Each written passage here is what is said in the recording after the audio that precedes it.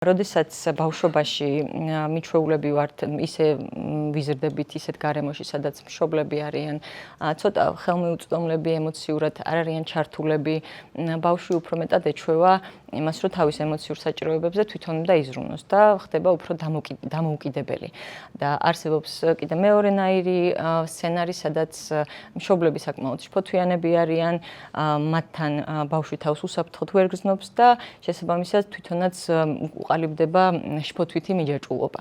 ამიტომ წყვილის დინამიკაში, როდესაც რაღაცა კონფლიქტური სიტუაცია ხდება და ერთ-ერთს სჭირდება ამ კავშირის აღდგენისთვის რაღაცა სწრაფი კომუნიკაცია, ის რომ ის დანახული იქნეს, ხელი გაიწოდა და ამ ხელს ვიღაცა ჩაეჭიდა, ხშირ შემთხვევაში ძალიან ხშირად ემთხვევა ხოლმე ისე, რომ ამრიდებელი და შფოთვარე ერთმანეთთან ხვდებიან. ეს რაღაც არაცნობიერი პროცესი არის ალბათ ფსიქოანალიზს რო დავეკითხოთ იმ კუთხით, რომ ფსიქოანალიზი თulis, რომ ჩვენ ისეთი ადამიანების მიმართ გვიჩნდება მიზიდულობა, რა ისტორიებიც, ესე ვთქვათ, ბავშვობაში ვერ დავასრულეთ, თუ მაგალითად უპირობო სიყვარული ვერ მივიღეთ ადრეულ ასაკში, არაცნობიერად მიუვუწვით ისეთი ადამიანისკენ, რომელიც რაღაცა მსგავს სტრუქტურას ქმნის და აქ მაინც იქნებ დავიკმაყოფილოთ ის საჭიროებები, რომელიც ბავშვობაში, ესე ვთქვათ, არ დაგვიკმაყოფილდა.